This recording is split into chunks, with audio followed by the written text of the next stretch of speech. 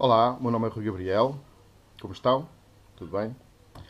Eu, há uns anos atrás, estabeleci como um objetivo, mais um sonho, não é? De ter um rendimento de 6 dígitos. Começando com 6 dígitos por ano e depois desse objetivo conseguido, de 6 dígitos por ano, 6 dígitos significa mais de 100 mil euros, não é? Depois 100 mil por mês. Mas, claro, naquela altura eu não ganhava quase dinheiro nenhum. E então 100 mil por ano era assim uma coisa fora do normal, né? E penso que ainda é muito dinheiro. E então eu escrevi um blog, iniciei um blog há cerca de 3 anos atrás, chamado precisamente 6 dígitos. E nesse blog eu escrevi aquilo que eu pensava, as minhas ideias acerca do marketing de rede, dos negócios a partir de casa, do desenvolvimento pessoal. E escrevi muito aí e coloquei aí as minhas ideias acerca desse assunto e a minha experiência que eu fui acumulando ao longo dos anos.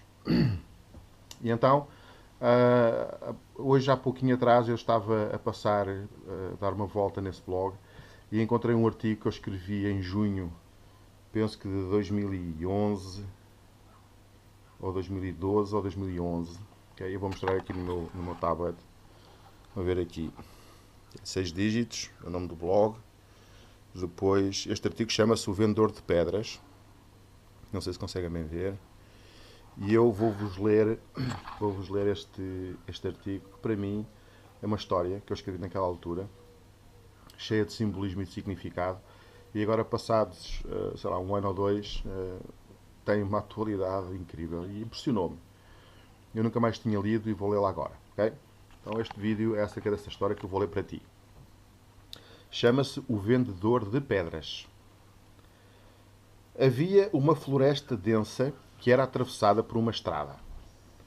Como era a única forma de chegar ao outro lado, evitando uma volta de dezenas de quilómetros, esta estrada era frequentada por todos os que tinham muita pressa, mas pouco medo. A meio caminho havia um vendedor com a sua bancada de madeira montada à beira da estrada.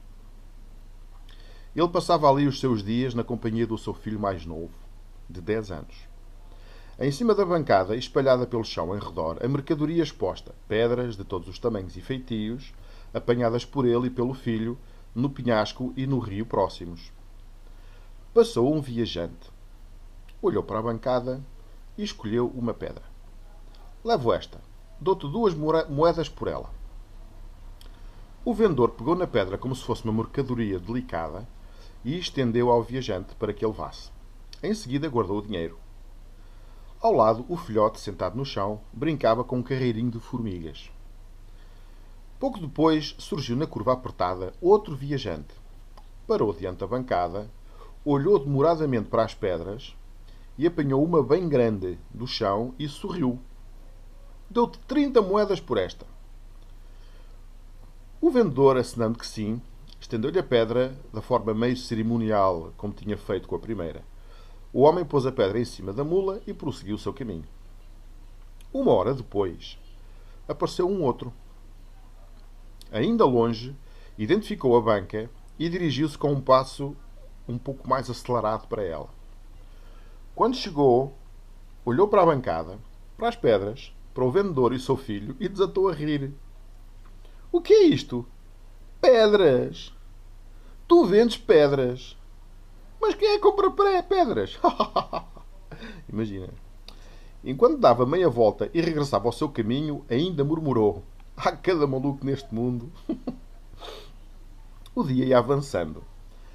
Mas, ainda antes do crepúsculo, surgiu um outro viajante.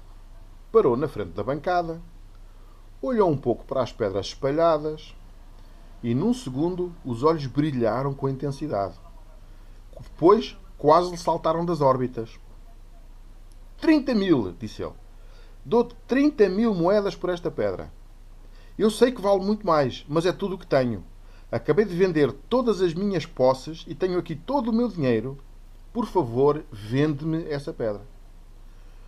O vendedor, tranquilo, sorriu, pegou na pedra com cerimónia, como tinha feito com as outras, estendeu-lhe para que a levasse. Depois guardou o dinheiro e começou a arrumar a banca. O dia chegara ao fim. A caminho de casa, o filho, que tinha estado calado todo o dia, não aguentou mais e perguntou ao pai: Ó pai, por que é que tu vendes pedras? O pai, de poucas palavras, respondeu: Porque há pessoas que as compram. Não satisfeito com a resposta, o garoto insistiu: E por que é que as pessoas as compram? E o pai responde: Não sei. E por que é que algumas dão tanto dinheiro por uma pedra, outras dão menos, outras ainda, além de não comprarem nenhuma, ainda brincam e gozam contigo por vender as pedras? E o pai respondeu: Também não sei. Mas se és assim tão curioso, amanhã, quando os viajantes regressarem, pergunta-lhes. No dia seguinte, a criança não se sentou no chão como de costume, ficou a olhar para a curva à espera, ansioso. O primeiro viajante a regressar foi o que tinha pago 2 moedas pela pedra que levara. O miúdo chamou para junto à bancada e perguntou-lhe: Porquê é que compraste ontem uma pedra ao meu pai por 2 moedas? E ele respondeu: Fui visitar o meu primo, lá na cidade velha, e sempre que lá vou tenho um problema com a carroça, porque a casa dele fica numa subida íngreme. Os cavalos ficam cansados de estar ali parados a aguentar o peso da carroça na subida, enquanto esperam que eu termine a visita. Vi a pedra, achei que era um calce perfeito para colocar debaixo de uma das rodas. Assim o peso da carroça recai sobre a pedra e alivia os pobres cavalos. Funcionou na perfeição. O miúdo deu-se por satisfeito e o viajante retomou o seu caminho.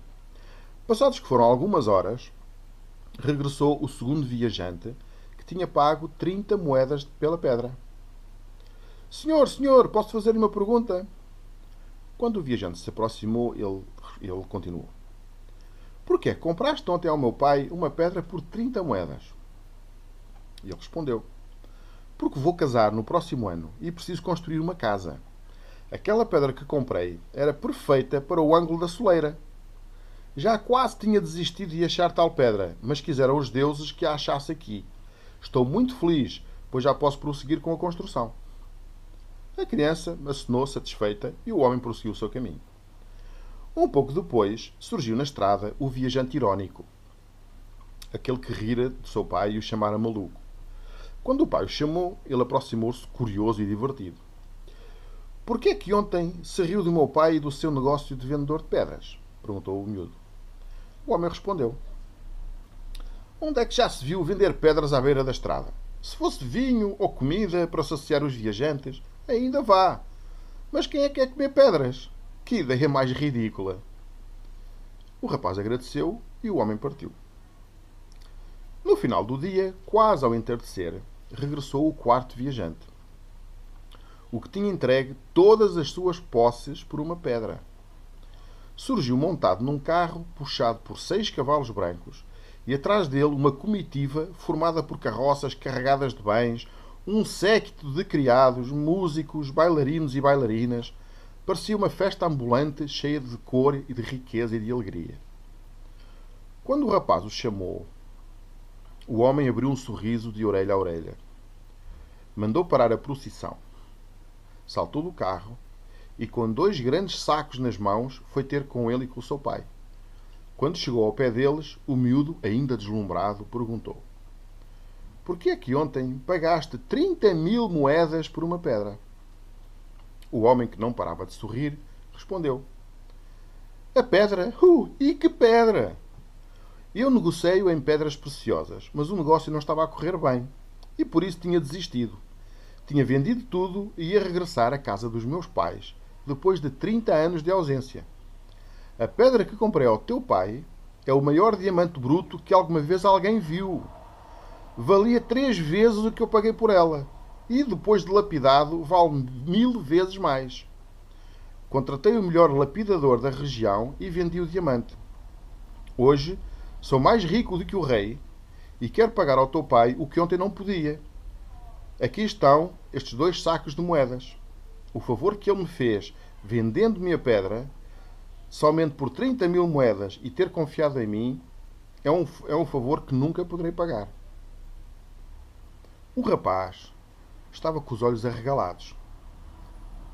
Dos sacos meio abertos em cima da bancada caíam moedas de ouro. Com agradecimento, o homem prosseguiu o seu caminho, com a música e a dança atrás dele. Depois de ter passado, os sons continuaram a ouvir-se e ecoando na floresta durante muitos minutos. Com os sacos de ouro arrumados no alforje, o pai do rapaz começou a desmontar a bancada.